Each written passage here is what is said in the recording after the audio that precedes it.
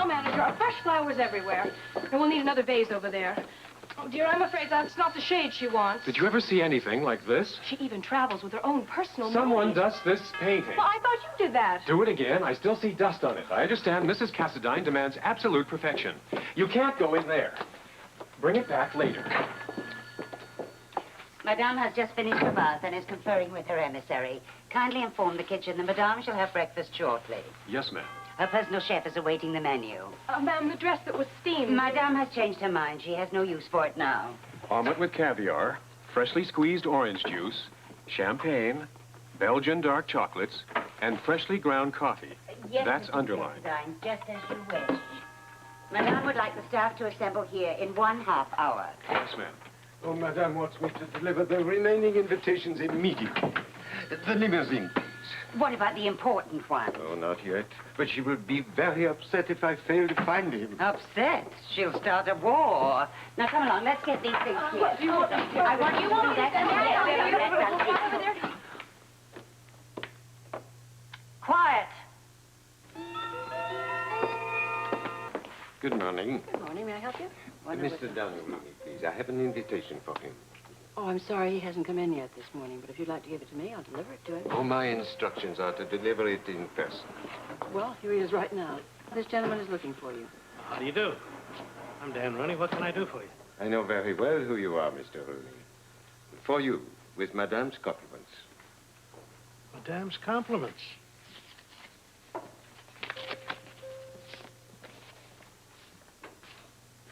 I'll be...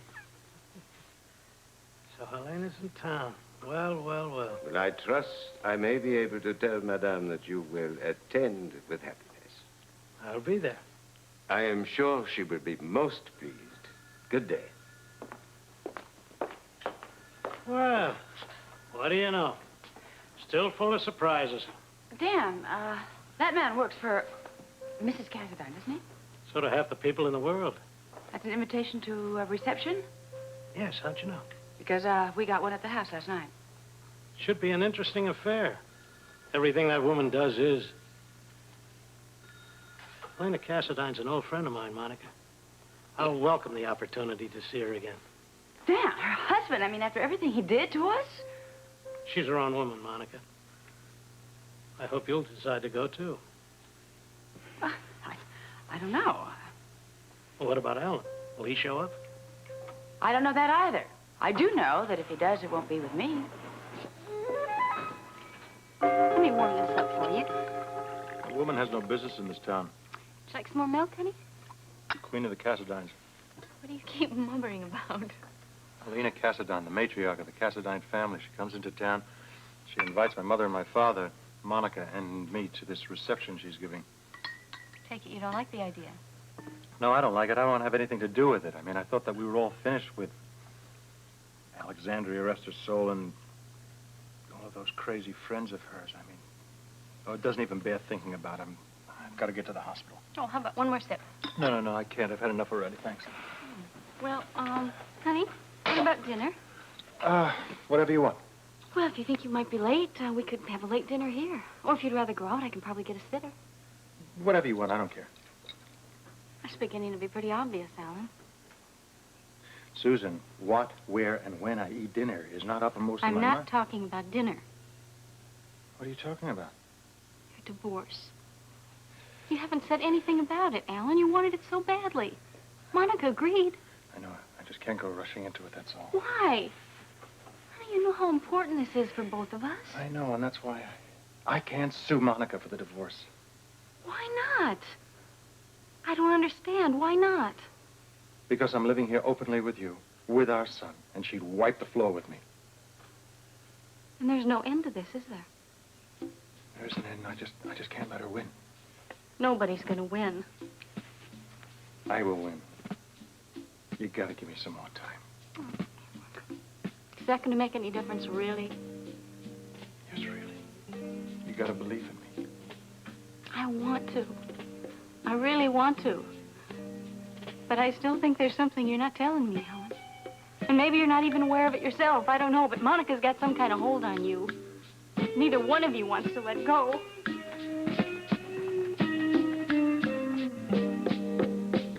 pardon, yes. An invitation, please, for you and Dr. Richard Weber, from Mrs. Helena Cassidine.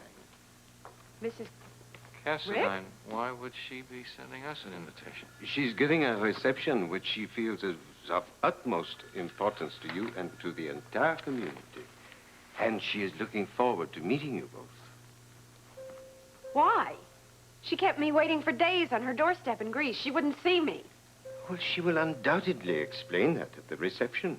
I don't think we're interested in her explanations or her invitations. Would you tell her that? Yeah, tell her thank you, but no thank you. On her behalf, I urge you to reconsider. Good day. Nasty.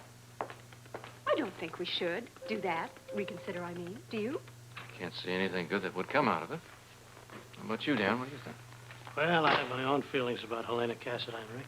You used to know her, didn't you? Yeah, back in my financial play days. I met her several times with Mikos. Well, what is she like? I don't think I can explain that. More adjectives have been used to describe that woman than any other woman on earth. But they all fall flat. Well, is she a popular person? Well, yes and no. People are afraid of her. You know, under all that grace and charm, I always got the feeling there was a black widow spider waiting. Ooh. Watching. Just, if anybody or anything crossed her, she would consume them. Does not sound like the type of person that you would want to have as a friend. Ooh. Still, she's noted for her charity the world over. An enigma. That's the simplest way to put it. I'd like to put this lady right out of my mind. Oh, that's easier said than done. I know I've never forgotten her. Still, she must have changed a bit. Some of the old fire's gone, I imagine. Well, as to why she's here, I don't think that's much of a mystery. Why not? Well, with all the shame that Mikos and his brothers probably brought down on her name, she's here to, probably make an excuse or a public apology of some kind. I wouldn't miss that reception for anything in the world. I wouldn't attend it for anything in the world, not to a woman who represents the family who almost killed our daughter and nearly killed this entire town. Excuse me. You know, Leslie, back then I was sure of one thing, and it probably still holds true today. Helena Cassidine was without a doubt the most beautiful woman in the world.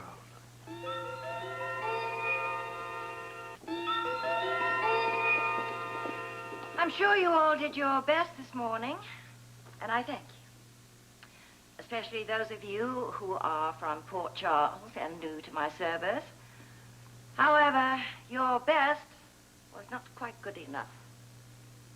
My bath water is to be precisely 85 degrees Fahrenheit. This morning, it was not.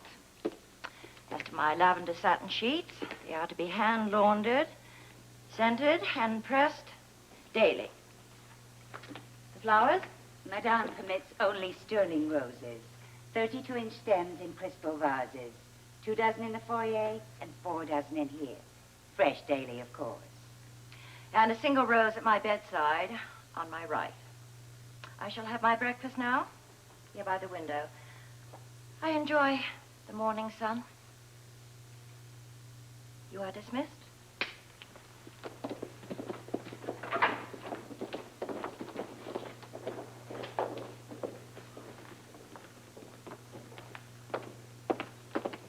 I apologize, madame. Delivering the invitations to your reception took longer than I had hoped. I have one more, Jean-Paul. See that Mr. Robert Scorpio receives it at once.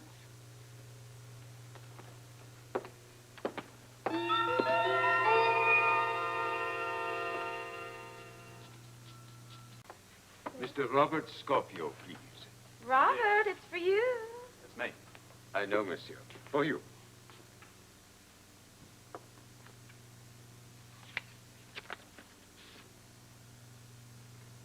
Mrs. Mikos Cassidine requests your presence at a reception. Mrs. Mikos Cassidine. Helena Cassidine, oh, she's a perfect darling. I did a dress for her once.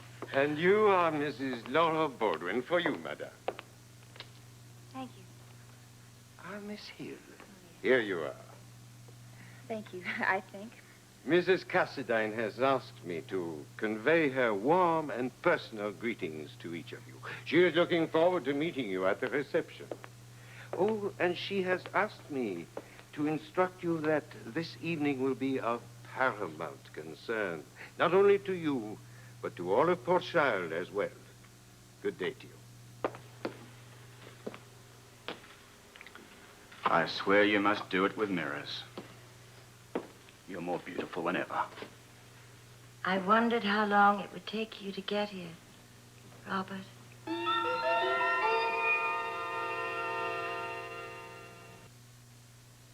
Vermouth cassis.